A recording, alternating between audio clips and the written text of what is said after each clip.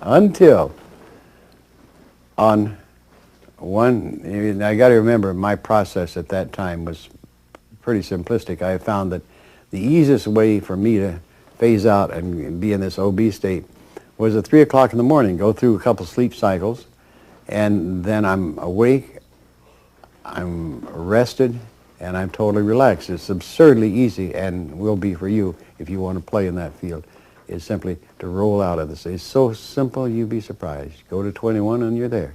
It's so simple. And it's at 3 o'clock in the morning. Everything's quiet, the phone's not going to ring, all sorts of excuses. No cats on the bed, you know, all sorts of stuff.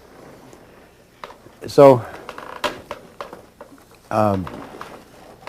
what had happened was that historically, many years prior, probably about 5 years after I started getting into the out-of-body state, I had in turn gotten into a frustrated point that I didn't know what to do with this. I had no idea what to do with this. So what, in desperation on one of those 3 o'clock in the morning states, I rolled out and said, I don't know what to do next. How many times can I go to the West Coast on a test? How many times can I go pinch people? You know, all these kind of things.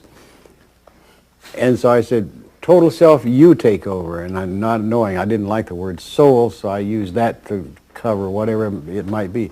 And with this beautiful certainty, wham, all of us, the whole other patterns of this operation in this state of being opened up to me from that moment on. And merrily I went on the way, letting every time this total self do the driving and do the navigating. All I did is just go along, as it were.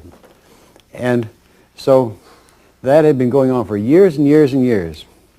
So back up to recent time, one particular meeting with this inspect, and we are having a normal conversation, normal communication, as it were, and all of a sudden she said, I'm sorry, Mr. Monro, but this is our last meeting. And I got this great shock. What? And he says, this is the last time we can meet. And I said, well, what did I do? Did I do something wrong? No, he said, you are just moving in a direction that you need to move, and this will not serve that purpose. And I was totally bewildered and shocked. And I said, well, will we ever see each other again? So he says, yes, but not in this form. Wink, gone. Winked out. And he was disappeared. And talk about shock. I thought, what had done wrong? What was happening? So she had said one small thing in a previous, that the basics were important, and that was the phrase, basics were important. And in thinking days and months after this cutoff, what it was, I remembered the phrase, and I thought, basics, what basic thing had I missed? What basics? And in going around the circle, then suddenly this big aha opened up, and it took a long time to get to it, and that was about 4 years ago. This big aha. And I said, you know, I have been riding around in this total self vehicle all these years, and I've never looked under the hood. You understand what I mean? I don't know who's doing the driving. I don't know who's doing the navigating. And I've been happily doing it. So I decided to do that, is to look under the hood of this I. And I give this to you tonight because I think it's so important. May I drink my coffee?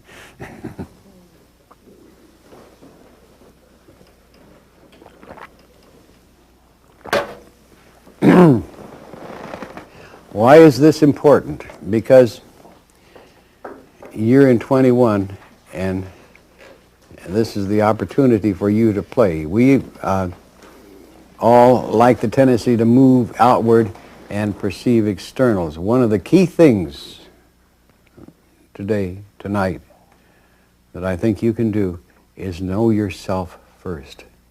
Because that's what I had to do in going back and looking under the hood, as it were, of what I am. Now, I can tell you what I found. I found, First of all, instead of in 21 enrolling this way, and put it in, it's a crude way, but it's the best I can do.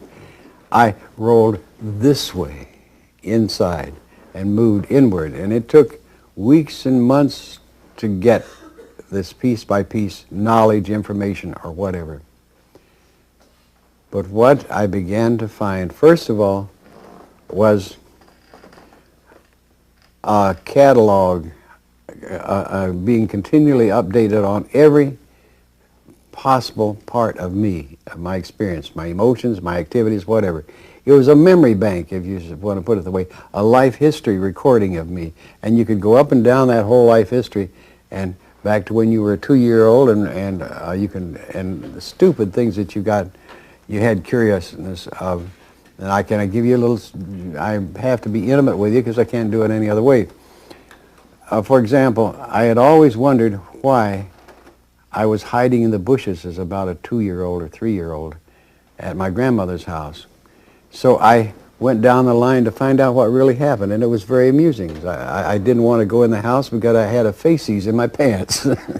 Stupid, but it's these kinds of things you can find out about yourself up and down that thing, and you can find all the stupid things and all the brilliant things you did in your life up to date. And there it is, and it's constantly being added to. It's as if, another way of putting it is as if we are all operating a computer workstation here, if you can think of it that way. And that's a mainframe, and you're feeding the mainframe with all this data, and you're offloading it over here in what might be called short-term memory or whatever, but that's all the permanent feed up there. And it's all, anything that you know or think you are or hide from, it's all there, it's all open. But it's, you look at it, it's so clean and so beautifully organized that it's fun to get to know the real parts of you by hitting that mainframe that is a part of that whole thing of you. This is all you. This is the points. Not anywhere else, not in some wild universe. This is you.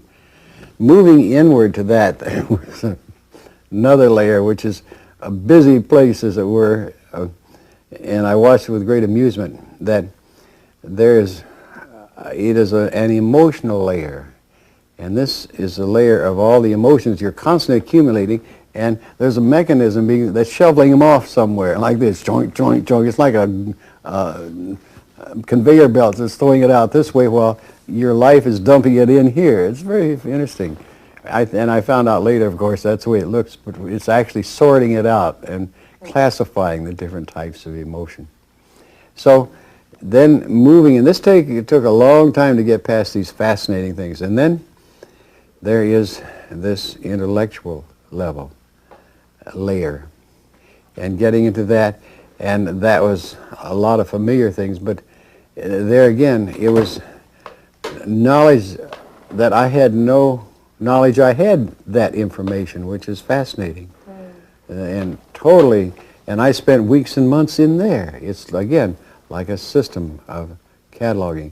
And beyond that is where I really found there was like a barrier there, and like a wall. And the wall had been pierced, and I later found out how and why, but it was as if there was a form, a crack in this wall, a hole, where it was humanoid in shape, and the shape of me, my physical self. It was very funny. There's a long story about how that happened, but that's another part of it. And that, I suddenly, one afternoon, had the courage to go in, and what did I find? It was astounding.